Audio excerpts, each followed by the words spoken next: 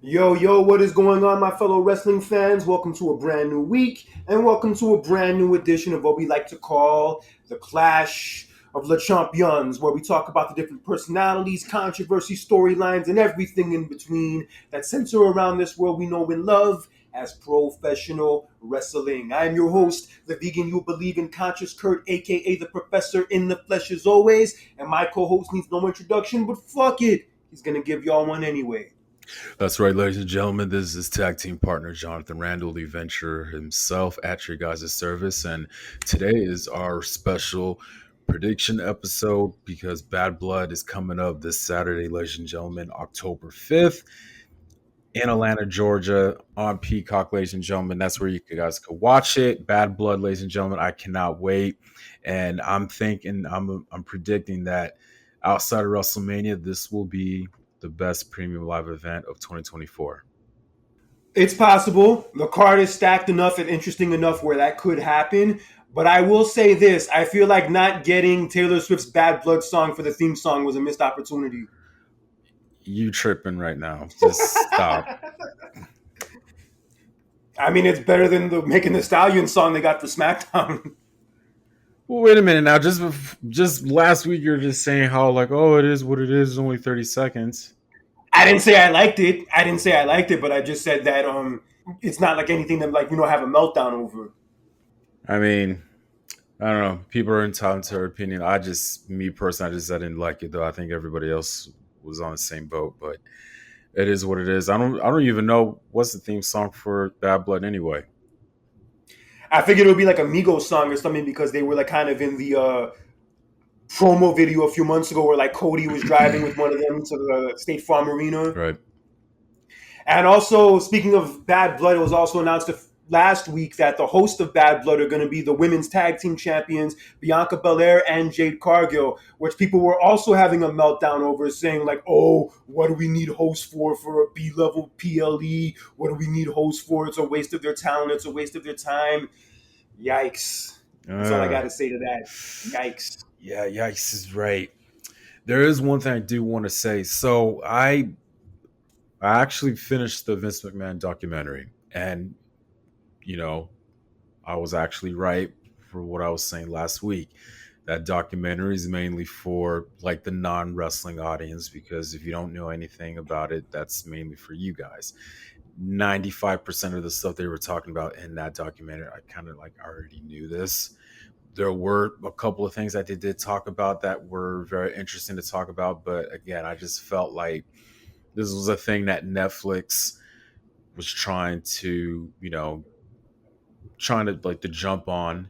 Because I first remember they had canceled it at first when the whole, controversy came about Vince McMahon. But now they wanted to jump on it just to get that attention or whatever. So, and I'm not saying it was a bad documentary. It was just mainly stuff that, look, if you're a non-wrestling fan and you're aware of the Vince McMahon situation, this is something that, oh, you know what, I want to look into this and watch it. Pretty much.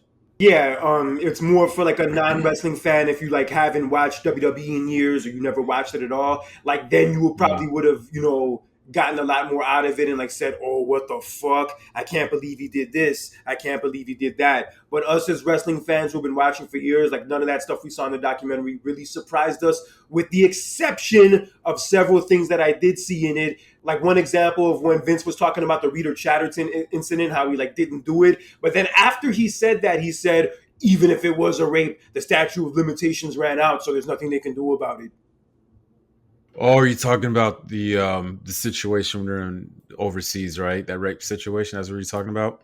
No. That female referee from the '80s that he got accused of Oh, right. raping. Oh, that one. Oh, right. Yeah. See, that was one of them that I didn't know about. Again, that was one of them. Yeah, that's kind of similar to when O.J. Simpson wrote that book. If I did do it, this is how it happened. Mm. Yeah, that also the episode 5, when they talk about, like, the whole McMahon family, how they were all like characters on TV, and Yeah, also, like, his relationship with Shane. That part I did find interesting, though. That part where they talk about his relationship with Shane, and that one yeah, story that Paul Heyman told of, like, when Shane had an idea that Vince didn't like, and then Shane was kind of fighting him on it, and then Vince like grabbed a knife, and then he pointed at his heart and said, "Right here. If you care about this idea so bad, and if you want it so badly, stab me right here in the heart. And if you can't, I know you're not man enough to make that decision." yeah. That, The fuck? yeah. The fuck? One of the reasons And it, why Shane had left in 2009. can you fucking blame him? No, It's one thing when you have somebody like that as your father, but when you have somebody like that as your fucking boss, you know what? There was one thing that Vince said that was actually right. That I agree with him. You cannot. It's not a good idea to work with family in a business. Bring your family into a business. It's not a good idea. or to work with him, his crazy ass. It's just in general. But what about that dumb shit he said about Undertaker at WrestleMania 30? How, like, he didn't have a concussion. He was just traumatized because of the fact that he was going to be losing and the streak would be ending. What? Where the fuck did you get that from, son? Like, are you that fucking out of it? Are you that fucking tone deaf that you would say some dumb shit like that? Are you fucking out of your mind? You know what I'm talking about, right? Yeah, I know what you're talking about. That, You're a yeah, fucking dumbass. yeah. When they went into the whole, Benoit thing, and then, that kind of slowly had a transition to them going PG, and then, talking about how us fans, how we felt about that. I was like, oh, speaking the truth on that one. Yeah, because you could say what you want about them doing it for sponsors and doing it to, like, take the heat off of themselves, Yeah, but at the end of the day, the product got worse. yeah, Anybody in their right mind can agree on that. right. And again, that's one of the reasons why I left. I stopped watching wrestling, 2009. So And even though we came back and were fans again, a lot of the dumb shit Vince was doing made it challenging for us to stay fans, specifically 2019. right. Yeah, and also, I'm not gonna lie, Stone Cold Steve Austin kind of disappointed me a little bit with his comments on the whole CTE thing when he said, like, I don't believe in it, I'm not a CTE guy, as if like CTE is like a music preference. Well, I mean, I think the reason why he said that because it never.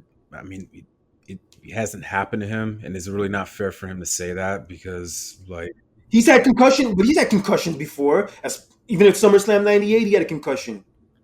yeah, I mean, yeah, he had concussions before though, but like, CTE is like a different that's like a what it is. You know what CTE is. CTE Yeah, is, it's more of a disease. yeah, it's different, but I don't know. I don't know, man. Yeah, but then one person who came off bad, I know you're a big fan of this person, but one person who really came off bad in the last episode was Bruce Pritchard. Oh, about How yeah, he was defending Vince and how he was saying how, like, I don't like the documentary because it turned out to be a hit piece, and like you can talk about all the good things Vince did and how he like paid for my wife's cancer treatment and all that. And look, it's nice that he did that. It's nice that he gives the legends a payday when he doesn't have to and all that good stuff. Those things are fair, but you can't overlook the foul shit that he has done because there is a list of it a mile long. If you want to acknowledge the good that he did, you also have to acknowledge the bad that he did. Whether you're a fan of his, whether you're his friend, whether you're his family member, whatever the fuck, you can't turn a blind eye to that shit. I know, and I'm quite sure he's not. There's not the only person who hasn't. I mean, there's probably a lot of people who it's probably like a loyalty thing. You know what I mean? It's just been in the trenches with this guy, with Vince, and again, I'm not. I'm just saying I'm going based off how other people are feeling because of they work for him and what they've done, and I'm not saying that's not the only. Bruce Pritchard's not the only person who feels that way. We've seen this before over the months. Dale Briscoe, Mark Henry Right. also being another Right. example. But overall, I mean, it was I thought I expected different from the documentary, but it was just pretty much like stuff that like wait, I kind of like know this stuff already, and I kind of felt like kind of It was a little bit of waste of my time. I was like, why am I watching this? But then again, I said 95% of the stuff I knew, which means there was 5% of stuff that, oh, I didn't know, which was okay. This is worth the listen. You know what I mean? Yeah, I'll say the best episode out of it was probably episode 5, like the one about the whole family, like when they Yeah, showed the yeah. storylines with like Shane, Stephanie, like when they became characters, and then like how Shane eventually left, and how like Shane, like all he ever wanted was like his dad's approval, which I guess in a way explains like all the crazy ass stunts that he would do. Hmm. Yeah, Yeah. but overall, I will say you really come out of that documentary not liking him at all. And Netflix didn't bury Vince McMahon. Netflix didn't make Vince McMahon look bad. Vince McMahon made Vince McMahon look bad. Yeah. There's only so many times you can use that excuse of, oh, the media made things look a certain way. The media is out to attack me. They're always trying to label me something that I'm not. Nah, bro, you have too many red flags, too many instances of you being in the wrong where there's no denying it. Nope. Yeah, so good riddance, asshole. You will not be missed. Before we move on, I just wanted to say, like, despite the fact that most of this stuff was stuff we already knew and it wasn't like anything like eye opening to us, the documentary actually did very well. It was number 4 on views for the week for Netflix. Oh, okay. And also, I thought it was very well done, regardless of like if I knew that information already or not. I feel like Netflix did a good job with the way they put it together. Hmm. Got a lot of good talking heads too. Yeah. Even your boy Dave Meltzer was on it. Oh, screw that. I just I didn't mind him being on there. It's fine. He's a there wrestling was just certain historian. things that he kind of like. I think what was the first? I think was it the first episode or the second episode? He was pretty much like kind of like just downplaying WrestleMania 3. That talk about the fans and all that, and talking about Hogan and Andre. Hogan and Andre did wrestle, and Hogan has slammed Andre before. I'm like, well, dude, stop. He did. He I did. know what There's he footage did. of it. Though. Stop. I know that. We know that, but you got to remember it was a different time. It was 1987. It's not like everybody knew at the time. They were doing it to make the event bigger. Yes, they had Russell before, but how the way Dave Metzer was putting it down was like he was low key trying to like put the event down. Like, dude, stop. I didn't get that vibe from him. The biggest thing he was just downplaying was the attendance announcement. How it wasn't really 93,000. It was actually a lot less. Regardless of how many people it was, because none of us will ever know for sure, it was still a lot of damn people in that place that day. And that event is historic and Right, will still go down as one of my favorite WrestleManias. right. We don't know that. But at the same time, it was kind of like he was like shitting on. I'm like, bro, can you like shut up? Like, why are you like shitting on it? I didn't like that. And yeah, okay, so we knew that okay because of Hogan and Andre. Well, you got to remember, Kurt, that was 1987. It's not like social media was there and we knew that. Oh my God, like we seen this before. No, come on. The main part I liked from Meltzer was when he was talking about the steroid trial. That right. That was on that part. Yeah, I was fine with that. I just said when he was kind of like with the WrestleMania 3, I'm like, bro, you shut up. Just stop. You're not coming off good in my opinion. But everything else, I was like, whatever about. I was like, okay, How you feel about Meltzer in that sense is how many people felt about Bruce Pritchard in that other segment. true. Yeah. And like I've said before, I've like kind of like seen that in Bruce Pritchard before on the podcast, and then just seeing it on that part of the documentary that kind of solidified it. And yeah, everybody took him to task for that. Yeah, he did not have a lot of fanfare after those comments. Okay.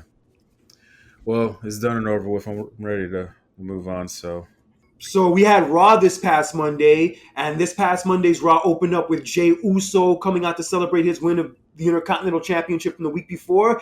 And to our surprise, the Intercontinental title has a new design.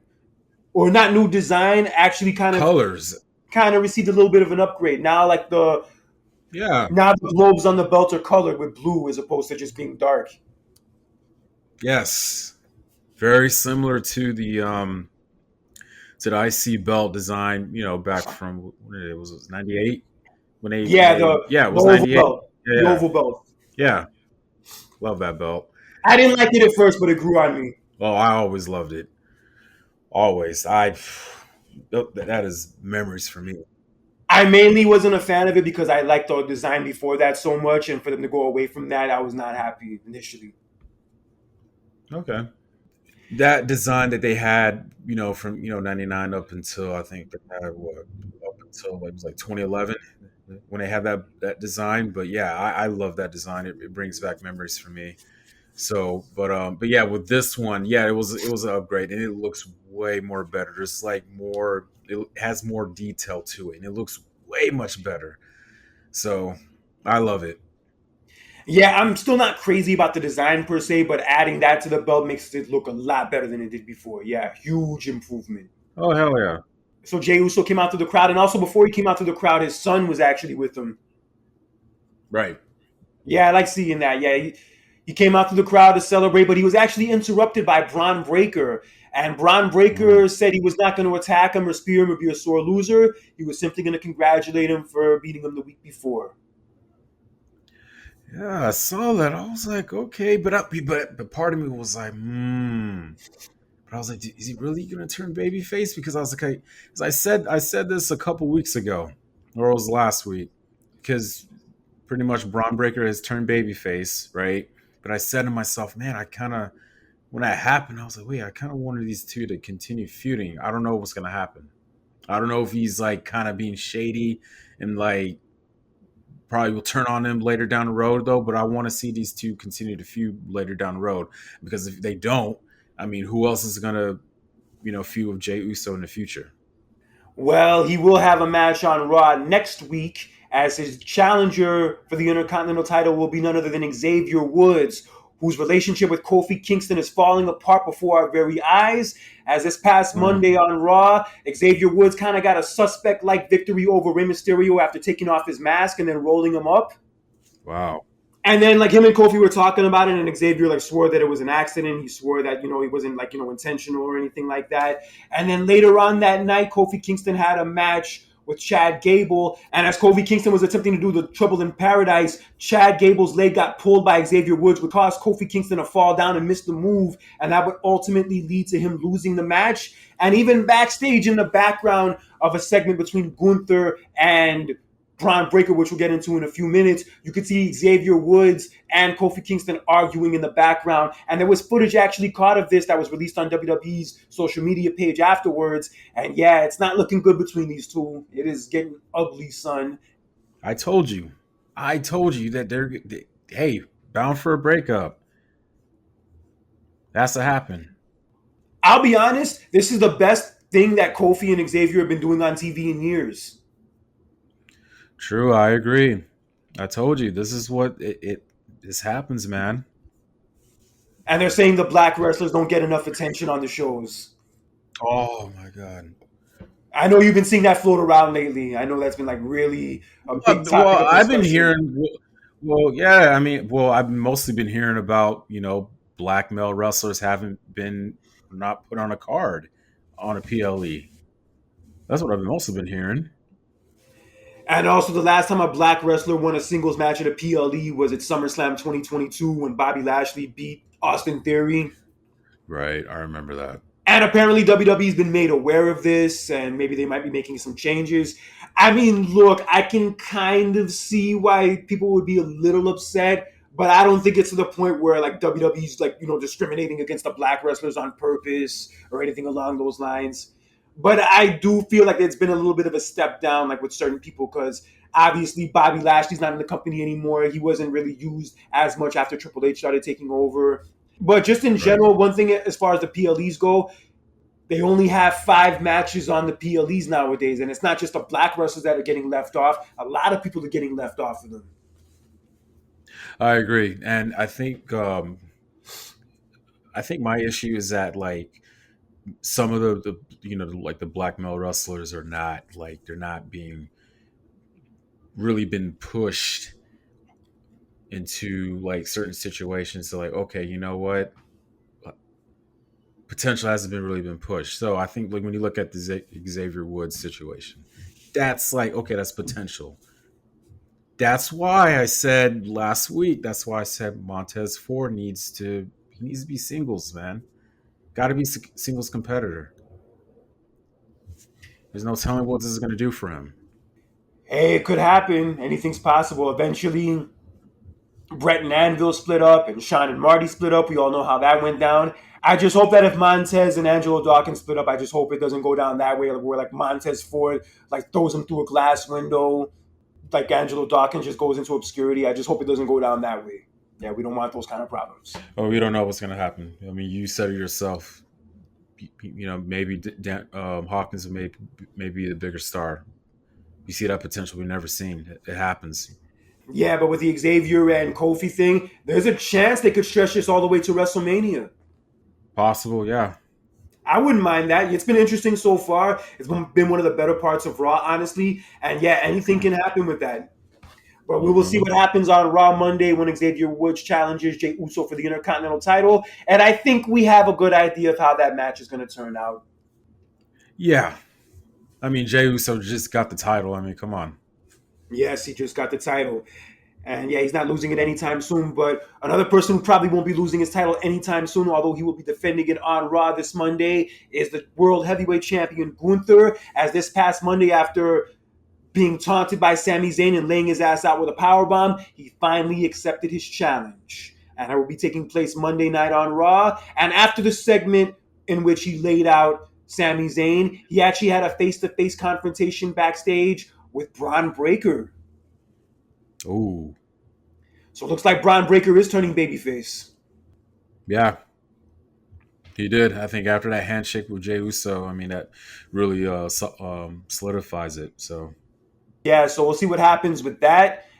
And also in the main event on Raw, we had the last monster standing match between Braun Strowman and Bronson Reed. And yo, this match was wild, son. Then again, I wasn't expecting any less with these two. But yeah, this match was crazy. All over the place. They were like putting each other through tables, putting each other through chairs, putting each other through the railing. And they even freaking made the ring collapse with the freaking superplex. Yeah, I know. Madness. Been a long time since we've seen that. But the match concluded after returning Seth Rollins came in and curb stomped Bronson Reed onto the steps, which caused him to be unable to answer the 10 count and let Braun Strowman win the match. Wow. What a finish to that match. Yeah, that match was great. And yeah, great conclusion. Now that sets up Rollins and Bronson Reed to feud. And yeah, I don't have any complaints. Absolutely not. This what you know what I am. You know what? At the same time, I'm not surprised that Seth Rollins came back because I saw him. Was it the day before that? He was at a Baltimore Ravens game. I'm not surprised either. Yeah, because I kind of saw him at the football game the day before. I think it was a Ravens game. Yeah. And I think Angel Reese was there. Yeah, Angel Reese was there too and all that. Yeah, that's what I just said. He was at a Baltimore Ravens game the day before. So I wasn't surprised that he came, that he returned. So yeah, Raw was solid on Monday, and that Raw actually marked the final 3-hour Raw on USA and the final 3-hour Raw until it moves to Netflix. But also, we forgot to mention one thing that happened on Raw that night. What happened? That was the final segment, face-to-face segment between CM Punk and Drew McIntyre, and the Hell in a Cell was there. Yes, they had the face-off in Hell in a Cell. There was even one shot from it that like was a meme on Facebook the next day of like this one security guard looking super scared as CM Punk was like staring at him. What? Because we know what happens in all these segments when they have extra security and all that. All the security guards end up getting their ass beat. Oh, yeah, usually. 9 times out of 10. Yeah, but it was the perfect final segment to lead into this Saturday for Bad Blood. And yeah, this is definitely going to go down as the feud of the year. And I'm looking forward to seeing how it pays off this Saturday. So with that being said, let us get into our Bad Blood predictions. Yes. So in a match that was made official this past Friday on SmackDown for the Women's Championship, we have Nia Jax defending her title against Bayley. I called it. I knew. I knew that this was going to happen, and yeah, I knew it. I thought that maybe, I don't know, maybe it would have been a triple threat, maybe, but no, it ended up being Nia Jax and Bayley. I'm okay with that. You know, after what I saw this past week on SmackDown, there was a little bit of altercation between Nia Jax and Tiffany Stratton backstage, if you remember that. Little And a lot of people, confrontation. Nia Jax threatened the shit out of her. I know, confrontation. But and a lot of people are saying how like, hey, this could be a potential, face turn, or for Tiffany Stratton that she made. This may be the opportunity she'll cash in. I think Nia Jax will retain the title, but Tiffany Stratton is going to cash in on her. Yeah, I could see that happening. It's very possible, especially after what we saw last week. And Yeah. also, I could see a scenario where Bailey may get screwed by Naomi because they're kind of teasing dissension between the two of them now. So I Oh could see wow. maybe Naomi possibly costing her the title either accidentally or unaccidentally, and that could lead to a feud between the two of them. Okay. Who's Mercedes Monet's better BFF? But yeah, I do think Nia will retain. I don't think Bailey gets the belt back, and there is a strong possibility. I do kind of think it will happen where Tiffany Stratton will cash in on her and become the new champion. I fucks with that outcome. Yeah. Same. So moving on, we have for the first time since their breakup at SummerSlam, Damian Priest going one-on-one with Finn Balor. Yes. Ooh, finally we're gonna get this match. Man, it's really tough to say who will win this match. I think Finn Balor wins. Yeah. I was leaning on that. I think this feud is far from over. It's the first match. I think Finn Balor finds a way to win by some shenanigans, interference, whatever it is. I think Finn Balor wins. Okay. I was kind of leaning on that. Yeah. So you have Finn Balor winning too? Same. Yep. Yeah. Did you ever watch that Damian Priest 24 special they did? No, I haven't. Yeah, it was good, but I think I mentioned before, like after watching it, you were kind of bummed that he lost the title. Yeah. I mean, when I watch, I'll probably feel the same way though. But at the same time, I mean, it was. I think the timing it had to happen, with Gunther and everything. So, but I mean, at the same time, at least Damian Priest had a couple of good title defenses. He did. So let's be happy and proud to say that we actually, he had that honor of doing that. You know what I mean? Because look, there are some champions where, look, majority of their title defenses are not good, and you kind of question them. Are they the right champion? You know what I mean? No offense, Diesel's one of them. Yeah, but he's like this Ultimate Warrior. Oh yeah. You didn't like the title defense against Rick Rude? It was nothing to you? Oh, at SummerSlam 90, the cage match? Yeah. It was fine, but just overall, Ultimate Warrior didn't feel like the guy, like Hogan was the guy. And Yeah. honestly, at that SummerSlam, the Hogan match was the bigger deal. The Hogan match should have gone on last. Who did Hogan face again? Earthquake, after that storyline where Earthquake put him out, Oh that yeah, match right. was the bigger deal than Warrior and Rude was that year. Yeah. Oh yeah, because of what happened. Because Earthquake took Hogan out, and And it's that. Yeah. that too, but just in general, Hogan was just the bigger star. Even with the title, Warrior was great in his own way. He had his appeal, and I'm not even a Hogan fan like that anymore. But I will admit, he was not Hogan. He did not have that Hogan factor. Yeah, that's true. So on to our next match. We actually do have there's another women's championship match, but this time this is the World Women's Championship, and that will be between a rematch between Liv Morgan and Rhea Ripley. Only difference is that Dominic Mysterio is in the corner of Liv Morgan and not Rhea Ripley. And Dominic Mysterio is hung up above a ring in a shark cage. Wow. And yes, he's going to be pissing his pants big time. Yeah, if Rhea Ripley wins, oh my god. No, but just in general, being up there. Oh, you think he's scared of heights? He's going to be scared of heights. He's going to be scared of being in those prison bars. Yeah, ex-con Dom is going to get exposed on Saturday. Oh yeah, definitely.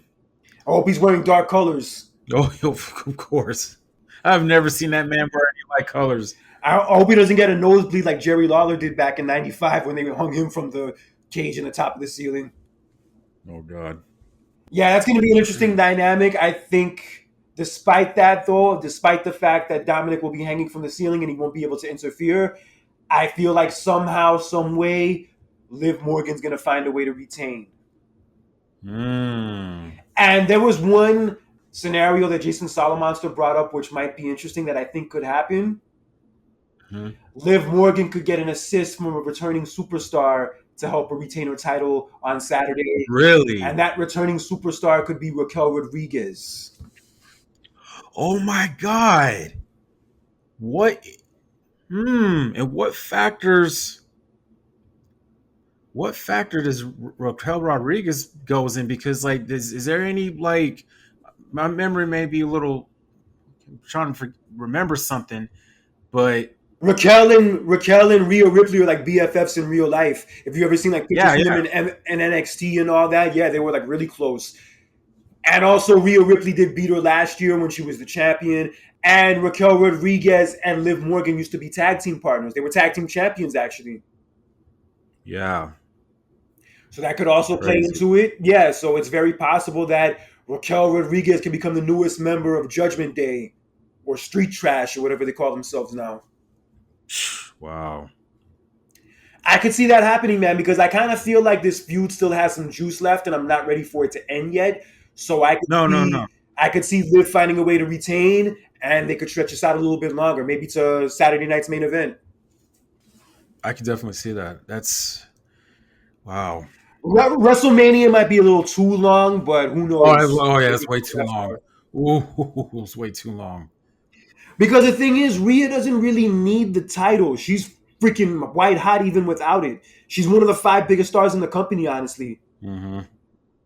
It's her, Punk, Roman, Cody, and I guess Jey Uso. Yeah, so without the belt, she's fine. Yeah, you hear the reaction she gets every week. Hmm. Yeah, so I don't think she needs the title back just yet. Hell, even when she was the champion for as long as she was last year, how great were like her feuds and her title defenses for the most part. That is true. Yeah, so having maybe Raquel interfere, cost her the match, and being Liv's new bodyguard in a sense, that could add some more juice to this. It does. And that's what makes this match. Is what makes the whole thing, very, like good though, because we don't know what's gonna happen. You look at the situation in the match with Dominic being hung up. It's just there's a lot. I like it. I just hope Dominic doesn't start falling for Raquel Rodriguez after a while. Oh God. Shit. All right, but yeah, I think Liv finds a way to retain. So let's get on to our main events. In what I think should be the main event, but I don't think will be the main event anymore, we had the Hell in a Cell, the final blow off between CM Punk and Drew McIntyre. Finally, this is what I predicted months ago, and it's finally going to happen. And this match will be violent. Is going to be violent. It's going to be a good match, and CM Punk is going to win this match. Now, if you remember, about weeks prior, this match was made official. CM Punk wants to go after championship gold. So, in order to get that, he needs to get through Drew McIntyre. You don't want to leave Hell in a Cell, the loser, and then try to go after championship. No, go out with some momentum.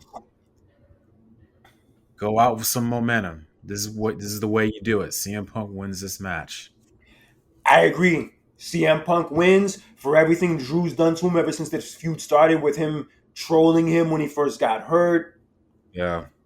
And then all the troll jobs he's been doing since then, and the whole bracelet thing, and then tearing the bracelet apart and putting it in his mouth a few weeks ago. Yeah, there is no other logical conclusion than CM Punk winning this match.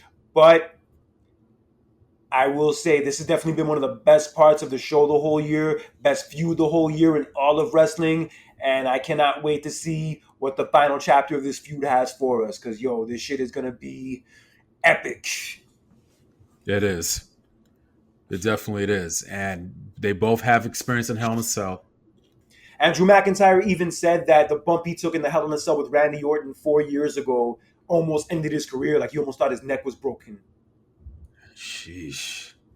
Yeah, hopefully it Yeah, doesn't man. get that bad in this match, but I do think this match is going to be brutal. Brutal, son.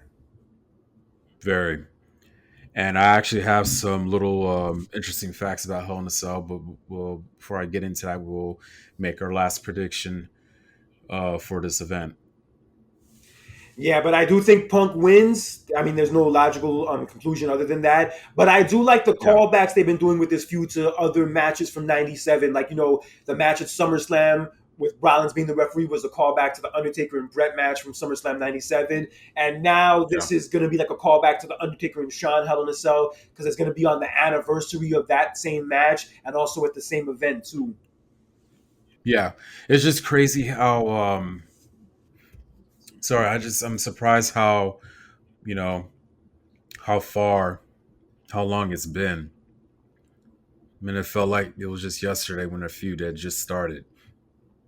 It was like literally, it was like January. We're already here in October, man. That's crazy. Where it all started from. Yeah, it's fun the whole year. It would be cool if maybe AJ Lee made a cameo, but I don't see it happening.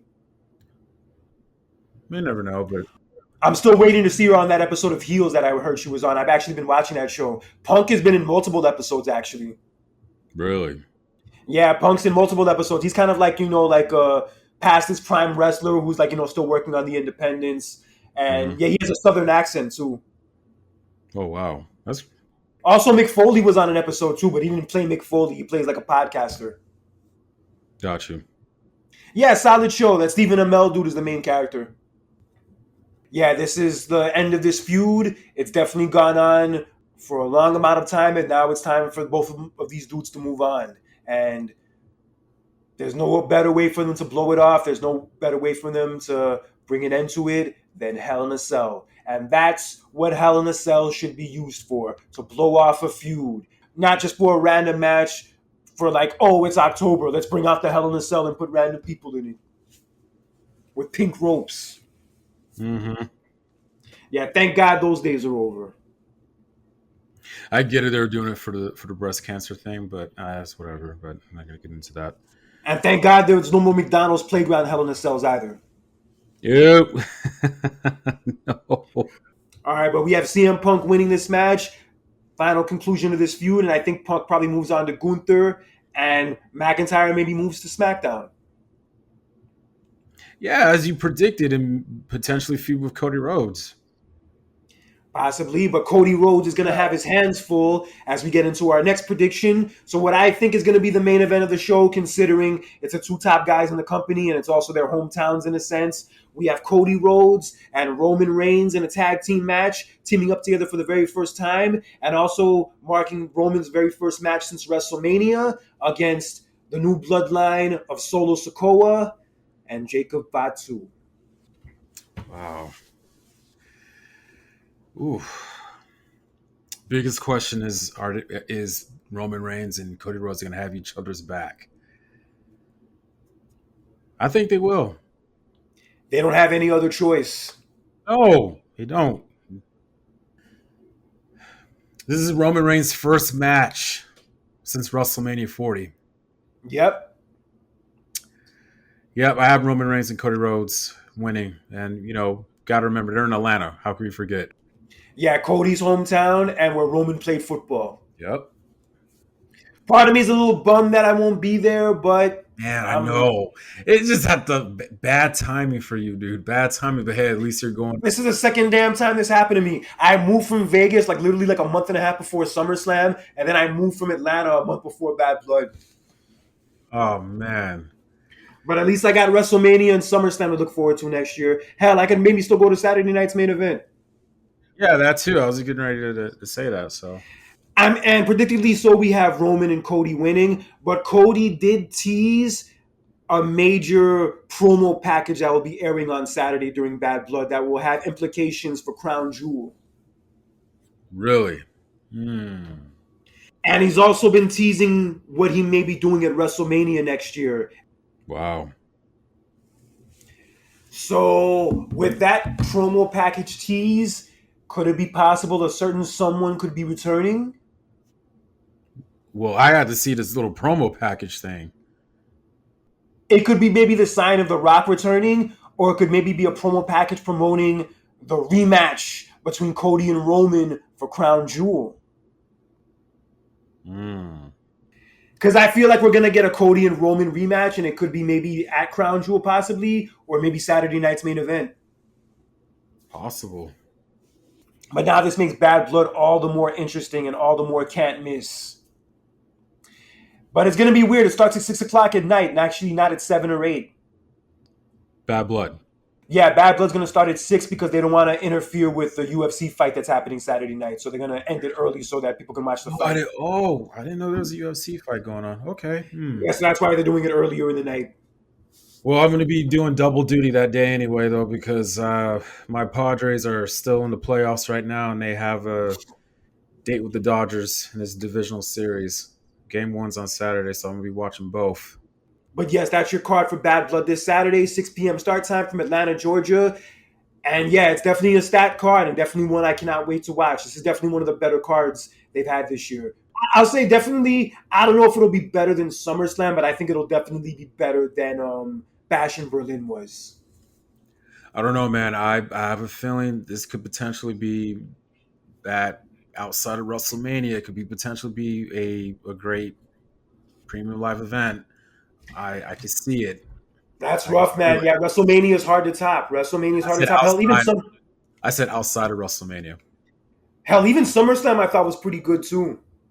Yeah, but I mean, look, I mean, outside of WrestleMania, you know what I mean? Like the events outside of it, potentially, I could see Bad Blood as potentially could be like the best PLE of this year. I did some homework yesterday. I was, jotting down some notes about Hell in a Cell. There's a lot of interesting facts. So we had a lot of Hell in a Cell matches, in the years of the WWE. The very first one dating back all the way back in 1997, and boy, it has a lot. It went through a lot of changes over the years. Yes, very first Hell in a Cell match took place at Bad Blood in 1997. How convenient! So, and this year's Bad Blood is on the same day as the original Bad Blood back in 1997. And originally they were supposed to bring it back in 2017, but that was the only anniversary of Brian Pillman's death, and they decided not to bring that event. They decided to name it Great Balls of Fire, which was an absolute dumb, really just a dumb mistake they did on their part. They could have called it something else, but they decided to leave Bad Blood out. Every Bad Blood event, which has been 3, has featured a Hell in a Cell match, and this will be the 4th one. How crazy! All 4 Bad Blood events will be featuring a Hell in a Cell match. The original cell was 16 feet, 4.9 meters, and weighed, 4.9 meters high and weighed over 2 tons. That was the original Hell in a Cell design that they had. But this new one now, I think ever since 2006, the current cell is now 20 feet and weighs over 5 tons. Only 2 Hell in a Cell matches took place on Raw. Both of those matches went to no contest.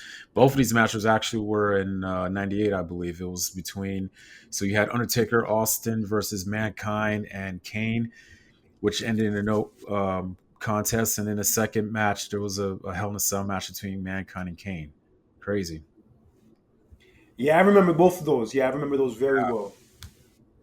The first Hell in a Cell match we consider the Usos versus New Day as the first tag team Hell in a Cell match. First official one, yes, and I have to say that's one of my favorites. That's actually my favorite match from 2017 was that match. Okay. First time a tag That titles was were a great defended. feud. First time a tag titles were defended in a Hell in a Cell match. Yeah, 2017 wasn't one of my favorite years by any stretch, but one of the highlights of 2017 was that feud and that match especially. And there you have it. I thought these notes were very interesting. It's crazy how the design of the cell has went through its changes. I remember the very first time they went to that new design in Unforgiven in 2006 because it was a bigger, taller cell, and they've been using it ever since then. I miss the original design. I miss the shorter one, But hey, I'm just glad he went back to the silver coloring the steel versus having that red one. I hated that. Yeah, I'm just grateful that we're having a Hell in a Cell match for a feud that's warranted for it. That there's no Yes. more dumbass colors for the Hell in a Cell, dumbass ring rope colors for Hell in a Cell, no more Vince booking disqualifications for Hell in a Cell. We're having a Hell in a Cell for a feud that's warranted for it, a feud that needs a proper conclusion, and a feud that's going to deliver when it comes to putting on a great match. I agree. Yeah, Saturday night, Bad Blood, it's going down, son. It's going down. Absolutely. And also, let's get into some AEW news real fast, as it was announced yesterday that AEW has signed their new media rights deal with Warner Brothers Discovery, and it's going to be for $150 million per year, and it's going to include Dynamite and Collision simulcasting on both Max and TBS and TNT, and sometime in 2025, they're going to have their pay-per-views available on Max for a discounted rate. So it's official. They got the new media rights deal. That's good for them. I mean, they have other issues they need to work out, like their attendance for one example and their ratings and all that. But with that aside, they got their new deal. It's good for them. Yeah, so we'll see how that plays out. And also, it was announced today that a new person has signed with AEW, in addition to two other people who have recently signed with AEW. One of them last week we forgot to mention being MVP, and one of them who debuted on Dynamite last night being Shelton Benjamin. It was announced today that Bobby Lashley has now signed with AEW. Yeah, and I saw that segment between Shelton Benjamin and MVP. And now with Bobby Lashley now in AEW, I mean, are we seeing a potential AEW version of the Hurt Business? It's possible they could maybe even have Swerve Strickland a part of the crew too when he gets back. Oh yeah, that's true. Did you see Swerve Strickland on the Breakfast Club last week? No, I mean you told me about it. I mean that's when he brought up about the whole, the black males are not on the card and everything. And you told me about that. Well, Swerve was talking about on the Breakfast Club about the whole thing, how like WWE said that AEW paying Swerve Strickland the money they're paying him is like bad for business, and it says like a bad precedent. So like people are going to be expecting to get that much money going forward. And Swerve's response to that was that they only make that big of a deal out of it when the black wrestlers are getting that kind of money. That was interesting. I don't know if it was really about all that, but that's Swerve Strickland's opinion. But Booker T kind of had something to say about that, saying how like we put race too much into all these conversations and make race a bigger deal than it really is. I agree. But look, I'm not mad at Swerve. Swerve's getting his money. If Tony Khan's willing to pay Swerve Strickland as much as he's paying him, and also Mercedes Moné as much as he's paying her, I mean, would you turn that kind of money down? Oh, I think nobody would in that position. I mean, come on, nobody. Everybody wants to make money, but I'm going to agree with Booker T on it. I feel like just in every situation, especially if things are good, everybody just want to throw the race card a lot. I'm not gonna lie, it gets annoying sometimes. Even with saying what you're saying, it gets annoying. It's just like, dude, come on. Even with Kamala Harris, I'm going to use as one example. I feel like with her, it's to the point where like you're not allowed to say anything critical about her. If you say even one thing critical about her policies or things she's done or whatever, it's like, oh, you don't like black women. You don't want black women in power. How dare you attack a black woman? You should be ashamed of yourself. It's like, bro, if she's running for office and if she has legit done some shady things, people have the right to call her out on it. Mm-hmm. You can't just give her a pass because of, her skin color, her gender, whatever it is, or her political party. Nah, that's not right. Oh, yeah. And as far as Swerve is concerned, WWE did not want him. WWE literally fired the dude for no reason. And WWE's loss was AEW's gain. Yep. Yeah, so more power to him. And he even spoke highly of Shawn Michaels. He said Shawn Michaels was a real big mentor for him. Oh, okay. That's good. Yeah. And also another AEW news, it was announced last week that MJF will be a character in the new Happy Gilmore sequel that'll be coming out soon. Yeah, that too. And I heard Bad Bunny is going to be in that film too. There's a lot of big names. Since when does Bad Bunny play golf? It doesn't matter. He's been in a movie before. Is he gonna perform at like the GPA tournament or something? I don't know what he's gonna do. All I care is he's in the movie. I could see MJF in the movie playing the son of like the bad guy from the first one. I can see that too. I never thought about that. Yeah, I could see that shit. Yeah, I could definitely see that. He's like the new villain, like trying to take Happy Gilmore's spot. True. Yeah, yeah. I never never thought about that. I was just happy. Oh, he's in the movie. Cool. Good for him. So I like seeing wrestlers, when they get like a small what it doesn't matter, big role, small role. I love them, seeing them in a movie. I think it's cool. Yeah, definitely. Hopefully, the movie turns out good. Yeah. I mean, if it's going straight to Netflix, I'm not gonna say I have a lot of faith in it because I'll be honest, Damn. most of Adam Sandler's movies that go straight to Netflix have not been the greatest, and even some of the movie sequels we've been seeing go straight to Netflix or streaming services have been kind of a I letdown kind of hate. in recent Look, I ain't years. gonna lie though. I kind of hate that. It's a little bit of a slap in the face sometimes because it's like, dude, like I don't. It's probably maybe it's like the a studio thing where they look at it like, look, let's just stream it. You know what I mean? It's probably like a studio decision, but it kind of bothers me when I see stuff like that. Like for example, like the new Beverly Hills Cop movie when they decided Oh yeah, what did you think of Netflix. that? Yeah, when they put that on Netflix, I was kind of like, man, it's like that could have been out on a theater, maybe. You know what I mean? I don't know, but Yeah, I feel like maybe that movie would have been received better if it came out in theaters, like the Bad Boys movie was. yeah, but I liked it. I liked it. It was way better than the third one. I know that for damn sure, though. Yo, how fucked up is it? The John Ashton dude, the dude from the Beverly Hills Cop movies, died the other day. Yeah, just a He lot was of in the people. new one. Yeah, he was in the new one. He's only 76. Yeah, also Dikembe Mutombo passed away. John Amos Yeah, from I Good didn't. Times passed away. Yeah, I didn't know. I didn't know. Dikembe Mutombo had brain cancer. Neither did I. Yeah, it's messed up. I didn't know that. Also, speaking of wrestling, Pete Rose. Fuck, man. Pete Rose. I actually met him in Vegas at my job. I think I remember you told me that. Yeah, I mean, he was with these two girls. I just brought him his food, and he just looked at me and said thank you. It wasn't much of an interaction, but still, I still saw the dude briefly. Yeah, it's too Oh yeah. bad, man. Yeah, it's too bad. He never got to go into the Hall of Fame either. Damn. All because of the gambling situation. Also, I'm not sure of the man's name, but the dude who played Whistler in the Blade movies, he also passed away. Chris I can't pronounce his last name, but Yeah, his first name is Chris. Yeah. you sound worse than me trying to pronounce Massachusetts. Hey, you said it right. Finally. Hey, you finally did it. Thank you. Round of applause for Kurt. Oh man. Yeah, but yeah, rest in peace to all those people. Yeah, it's crazy how many of these people have been dying like left and right. It feels like every day we hear the news of a new celebrity dying. I know. The Kembe Mutombo one bummed me out, and also the John Amos one bummed me out, especially considering that he's been dead supposedly for like over a month, and they just now put it out. Yeah, and I heard that her daughter found out about it through social media. Oh shit, that's not That's good. what I heard. I don't know if it's true or not, but I was like, I don't know. Yeah, it's crazy, man. But rest in peace to all those people. They definitely contributed a lot to the entertainment world, the sports world, and yeah, they will never ever be forgotten.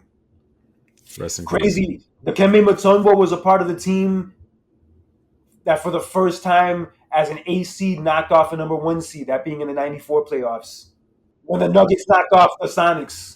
Well, I mean, he did get to play in NBA Finals. Remember, he was a part of that 2001 76ers team. Yeah, 76ers team. Yeah, that played the Lakers. Yeah. That was a very good team, by the way. Yeah, I think the Lakers were like undefeated from like the beginning of April all throughout the playoffs, and the only They were. game they lost was the game one of the finals against the Sixers, which went to Yep. overtime. Yep. Obviously, the Lakers ended up winning the title, but still, that's still a huge feat to at least be able to beat them once out of that crazy ass run they were on. Man.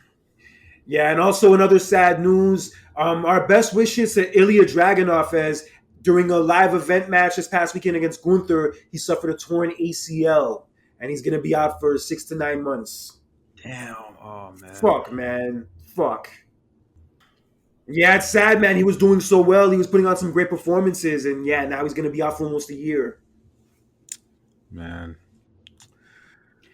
Uh, Sad, man. But we wish him the best. We wish him a speedy recovery, and just hope that physically and mentally he can get back on his feet. Same here. Yeah, and as much as I don't like to acknowledge this person, we have to send our congratulations to the douchebag fuck Logan Paul and his significant other as she recently gave birth to their first child this past week. Oh.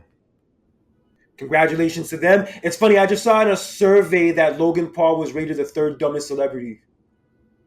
What? Really? Yeah, like a celebrity online, they ranked Logan Paul the third dumbest celebrity. Wow. Madness. And NXT had its debut on the CW this past Tuesday. It did a pretty good rating, actually. It did a good rating. Had a lot of crazy cameos from the likes of Shawn Michaels, Triple H. Also, CM Punk was the referee for the main event, in which Trick Williams regained the NXT title. Also, Bianca Belair and Jade Cargill showed up. Nice.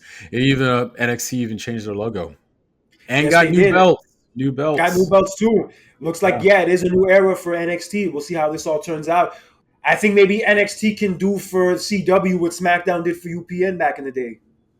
Oh, yeah. It's a good point. Yeah, CW's been around for what, 18 years? Oh, my God. Yeah, it's been around longer than WB and UPN were. God. Oh, man. That long. Ooh. And I hate to say it, it's even being around as long as it's been, it's still not as relevant as either of those channels were when they were around. True, ain't gonna lie though, because when it did first start, there was only one show on it that I liked outside of SmackDown. It was Supernatural. That was like the only show that I watched. I would only really watch the shows that they moved from UPN, like, Everybody Hates Chris, being one example. Oh yeah, yeah. And that show, All of Us, even though it wasn't that good anymore by that point. Yeah, it's crazy. That whole merger, it killed so many shows. And just that channel in general hasn't really been popping at all since it started. It hasn't. There's only maybe like 3 shows I could think of that have been hot on there since it started. Like, I think Gossip Girl was one of them, which I never watched, but I always knew of it. I kind of hate mergers sometimes. It kind of sucks. I know it's like a business thing, though, but I don't know, man. Also, that show All American. That show All American, I'll say, is good. I've been watching that, maybe on Netflix, but that's like the one CW show I could say I've watched regularly. I kind of stopped. I think I don't know what season. I think it was like the 3rd season. I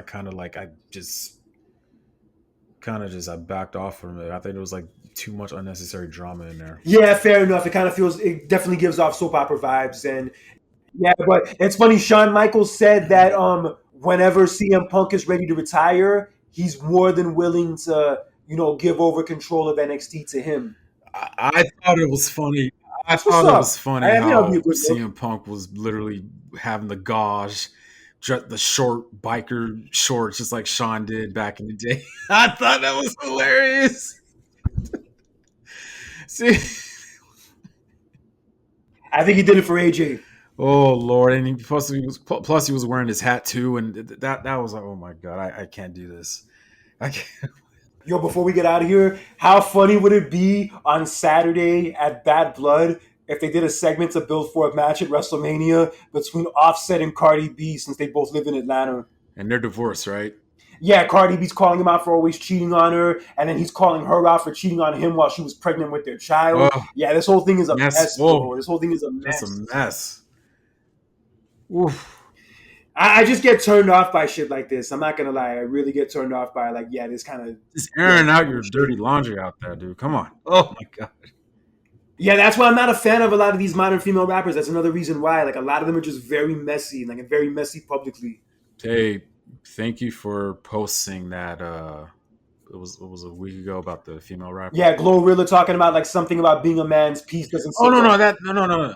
Not that one. I mean, about the former female rappers and how it was back then. That post about how, even though you had your Lil' Kims and your Foxy Browns, there was still a balance between them and the other girls. Like, they didn't all talk about the same shit and promote the same shit. But now it just feels like all of them are clones of each other, and all of them are just obnoxious, ignorant, and their music sucks too. Yeah. Oh, and speaking of that, your boo thing, Sexy Red's gonna be on this week's episode of NXT. Ugh. She's coming back. You want me to get a disease, Kurt? You want me to get sick? I said, ooh, baby. Oh my God. Damn. Babe, I love you. You're my everything. My God, bro. Look, I try to be open minded. I really try to be as open minded as I can when it comes to music and new acts and all that. But somebody like Sexy Red and also Ice Spice, I'm sorry, I cannot say anything good about their music. You told me that Ice Spice song's fart was like the worst song that what's his name said he ever heard. Yeah, somebody said recently, like somebody Maxwell famous said that Fart. it was the worst song ever. Yeah, the song "Think You the Shit," you ain't even a fart. You think you the shit, you ain't even a fart. That's how the song I goes. heard Yeah, I heard like 10 seconds of it. I was like, I can't believe this shit. Look, But I'm hearing this. Megan Thee Stallion and Cardi B aren't my cup of tea, but I can see the value they bring. I can see why people like them, and they do have talent, even if it's not for me. But these other girls, nah, bro, nah, bro. But that's another story for another time. But yes, last night marked the 5 year anniversary of the debut episode of Dynamite. And crazy, bro. It's been 5 years since AEW's officially been a thing. And there's been a lot of ups, been a lot of downs, and everything in between. But through all that shit, they're still around. Yeah, look, AEW has its faults. AEW has a lot of shit they need to work on, a lot of internal shit they need to work on. But regardless of whether or not you're a fan of AEW or not, having them around is good for the wrestling business. It's good for the people who perform in the wrestling business, and it's also good for the fans too, because it is always good to have options. When WWE had the monopoly over the wrestling business they had ever since WCW ended, the wrestling business fell off hard, Yeah. where fans and the performers had no other choice and no other alternative other than WWE. And the product got worse, the working conditions got worse for the people there. But now with AEW, now with an alternative, it is good for everybody, whether you like it or you don't like it. Hey man, I like the fact that we have another option, another alternative to watch. I mean, years ago, I've always said to myself, as much as I love the WWE and I always will, but I always said to myself that, like, man, I wish there was like another like wrestling organization that could somewhat compete at the level of WWE. It wasn't. I mean, TNA was around at the time, but they were nowhere near that that attention like AEW has been. You know what I mean? So when AEW jumped into the scene, I was like, okay, great, we have another alternative. We have something else we could watch, like something that could challenge WWE. You know what I mean? I wanted that. And it took a while, but WWE eventually became better because of AEW in that Mm-hmm. competition. And also for Vince stepping Oh down yeah. too. Yeah, competition like that is healthy. Yeah, shit like that is good for the wrestling business. Like I said, it gives people options of places to work, fans options of things to watch. And yeah, it's good to have more wrestling and more quality wrestling on that level and on that stage. And I'm grateful that AEW is still around. Although I haven't been as much of a fan of what they've been putting out the last year or so, I still like it, I still enjoy it, and I still hope that they succeed. Same here. And I just saw a post that reveals what the main event of Bad Blood will indeed be. What? What it's looking like now, the main event of Bad Blood is going to be the Cody and Roman against Bloodline tag match, and Punk and McIntyre is going to open the show. What? That's what I'm seeing right now. Are you serious? These things are usually not wrong. Yeah, they're usually not wrong, bro. CM Punk and Drew McIntyre is opening up first. Yep. Okay, correct me if I'm wrong. I know I wasn't watching wrestling. I need to speed it up because I gotta go. Didn't CM Punk and Undertaker from Hell in a Cell in 2009? Didn't that open up the show first? That did, yes, but I think a better example I would use as far as Hell in a Cell matches that opened the show that was good and it worked out was the Edge and Seth Rollins one from Crown Jewel 3 years ago. Oh yeah, yeah, I remember Hey, that. that worked. Look, I think it deserves to be the main event, but I understand why they're not going to put it as the main event because Cody and Roman are the two biggest stars in the company, and them teaming up is a big deal. So I get it. But yo, even I think Punk said it himself. If you're not going to be last, you might as well be first. Yeah. I think it'll work out, and I think Cody and Roman is going to go on last because they have some kind of angle planned for after the match is over. Okay. All right, so yeah, Bad Blood is this Saturday. It's going to be popping. It's going to be a big deal. Cannot freaking wait. And yes, this is what we're here for, bro. This is what we're here for, to talk about this crazy-ass world we love is professional wrestling, the good, the bad, ugly, and everything in between. That's right. So until next time, for John Randall, this is Conscious Kurt with another edition of the Clash of the Champions. Take care, enjoy your weekend, and remember, do not be an asshole or a douchebag in real life or social media, because that toxic bullshit is for the birds. And ladies and gentlemen, be safe, stay safe, stay blessed, and always be cool. And stay away from those Diddy parties.